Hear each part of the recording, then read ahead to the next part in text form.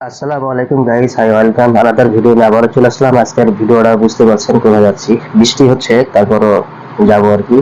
মালয়েশিয়ার বড় বড় শপিং মলগুলোতে কি কি পাওয়া যায় এবং সবজি সবজি দেখাবো, তারপরে মাছ মাংস যেগুলো পাওয়া যায় আর কি, এগুলোর দোকানে আমরা ঢুকবো এবং বড় বড় শপিং মলগুলো দেখবো। তো অবশ্যই যারা আমার এই চ্যানেলটা নতুন, অবশ্যই চ্যানেলটাকে সাবস্ক্রাইব করবেন, পাশে বেলটাকে অন করে রাখবেন নতুন নতুন ভিডিওগুলো যাতে পান আপনারা। এবং নতুন নতুন ভিডিও পাওয়ার জন্য অবশ্যই চ্যানেলটাকে সাবস্ক্রাইব করুন, এটা আমার অনুরোধ। ভিডিওটা শেষ পর্যন্ত দেখুন। যাই হোক, বৃষ্টি হচ্ছে বাইরে, তারপর রওনা দিলাম ছাতি নিয়ে, টুকটুক করে যাচ্ছি, দেখতে পাচ্ছেন আপনারা। আহ, এখনো বাইরে হালকা বৃষ্টি হচ্ছে, বৃষ্টি এখনো থামে নাই, তবে বৃষ্টি আকাশটা ক্লিয়ার হয়ে যাবে। বৃষ্টি বেশিক্ষণ হবে না তো তাহলে আর দেরি না, চলুন তাহলে শুরু করি, লেটস গো। প্রত্যেকটা পণ্যর দামগুলো নির্ধারিত করা, সিল মারা আছে কোনটার দাম কত, এইগুলা সব রেট দেওয়া আছে আর কি।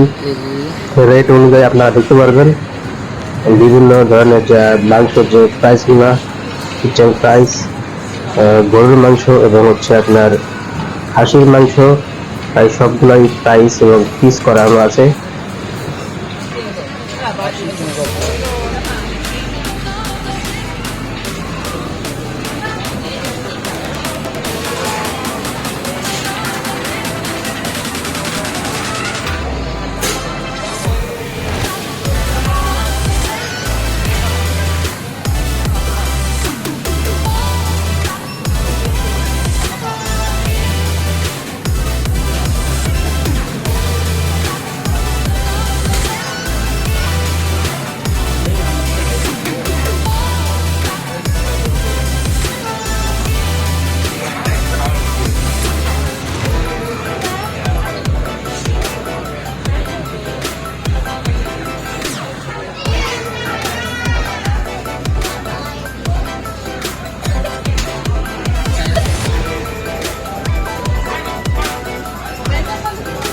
আরেকটা জিনিস বলে রাখা ভালো, প্রত্যেকটা পণ্যর যে রেট আছে সেই রেটই দাম, এবং দাম কমানোর কোনো ব্যবস্থা নাই। দাম যেটা সেটাই, মূল্য নির্ধারিত করা আছে, মূল্য নির্ধারিত অনুযায়ী দাম।